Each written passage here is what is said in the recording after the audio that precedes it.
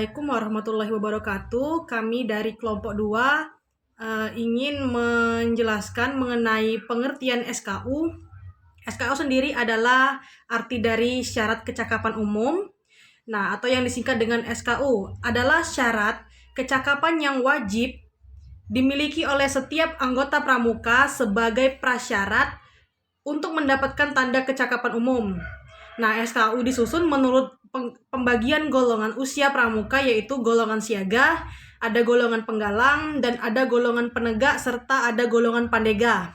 Nah, penggolongan SKU untuk siaga terdiri atas 3 tingkatan, yaitu ada yang pertama 1 siaga mula, nah yang kedua ada siaga bantu, dan yang terakhir ada siaga tata.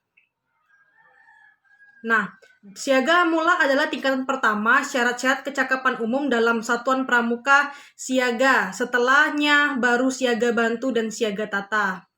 Selanjutnya ada siaga bantu adalah tingkatan kedua syarat-syarat kecakapan umum dalam satuan pramuka siaga selain siaga mula dan siaga tata.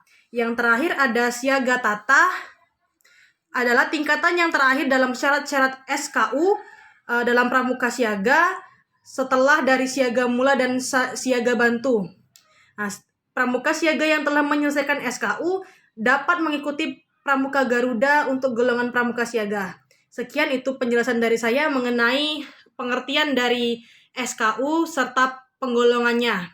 Sekian, terima kasih, dan materi selanjutnya akan disampaikan oleh teman-teman saya yang lain.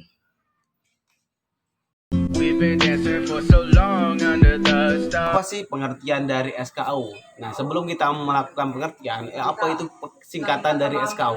SKU itu adalah syarat kecakapan umum.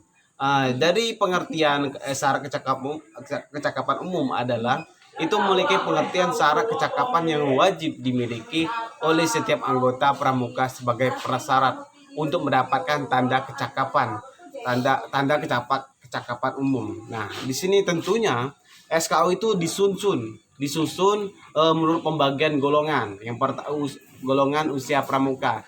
Yang pertama itu golongan siaga, dan yang kedua golongan penggalang, dan yang ketiga golongan penegak, dan yang terakhir itu adalah golongan pandega.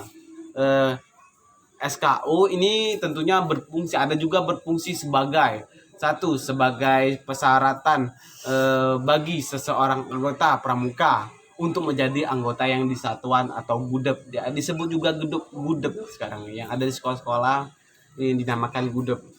Yang kedua itu merupakan rangsangan dan dorongan untuk memperoleh kecakapan. Dan yang ketiga adalah proses atau usaha untuk mencapai kemajuan. Mungkin itu penyampaian dari saya. Assalamualaikum warahmatullahi wabarakatuh. Syarat-syarat pramuka Garuda untuk pramuka siaga ini, seorang pramuka siaga ditetapkan sebagai pramuka Garuda jika telah memenuhi syarat-syarat sebagai berikut. Nah, di sini syarat-syaratnya ada 7. Yang pertama yaitu menjadi contoh yang baik dalam perindukan siaga di dalam rumah, sekolah, atau lingkungan pergaulannya sesuai dengan isi Dwi Satya dan Dwi Dharma. Nah, yang kedua yaitu telah menyelesaikan SKU. Nah, SKU di sini yaitu syarat kecakapan umum. Nah, dalam tingkat siaga tata. Nah, yang ketiga yaitu telah memiliki tanda kecakapan khusus untuk pramuka siaga. Sedikit-dikitnya 6 macam 3 di bidang tanda kecakapan khusus. Nah, yang keempat yaitu dapat menunjukkan hasta karya buatannya sendiri menggunakan sedikit-dikitnya 3 macam bahan. Nah, yang keempat yaitu pernah mengikuti pesta siaga sedikitnya 2 kali. Ini sedikitnya 2 kali ya. Nah, yang kelima yaitu dapat membuktikan dirinya sebagai penabung yang rajin atau teratur. Nah, yang terakhir ini yaitu dapat mempertunjukkan kecakapannya di depan umum dalam suatu bidang seni budaya. Nah, di sini ada syarat-syarat pramuka untuk pramuka penggalang. Tadi untuk pramuka siaga Garuda Siaga. Nah, yang ini untuk pramuka Garuda untuk penggalang, di mana seorang pramuka penggalang ditetapkan sebagai pramuka Garuda jika telah memenuhi syarat. Yang pertama yaitu menjadi contoh yang baik dalam pasukan penggalang, di rumah, di sekolah, atau lingkungan pergaulannya, sesuai dengan Tri, Satya, dan Dasa Dharma. Nah, selanjutnya yaitu telah menyelesaikan SKU tingkat penggalang tetap.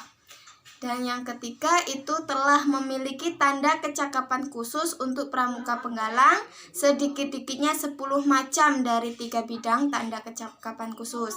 Nah, macam TKK tingkat utama dan 2 macam TKK tingkat madya, yaitu yang pertama 5 buah TKK wajib dipilih di antara. Yang pertama, TKK tergolongan pertama pada kecelakaan, kedua TKK pengaturan rumah, ketiga TKK juru masak, keempat TKK berkemah, kelima TKK menabung, keenam TKK penjahit, ketujuh TKK juru kebun, ke-8 TKK pengaman kampung, ke-9 TKK pengamat, dan ke-10 TKK bidang olahraga, misalnya gerak jalan, berenang, dan lain sebagainya. Baik, mungkin itu saja yang dapat saya jelaskan. Materi selanjutnya akan dijelaskan oleh teman saya.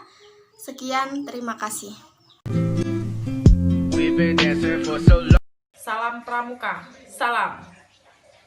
Baiklah, saya akan menjelaskan fungsi SKU dalam pramuka.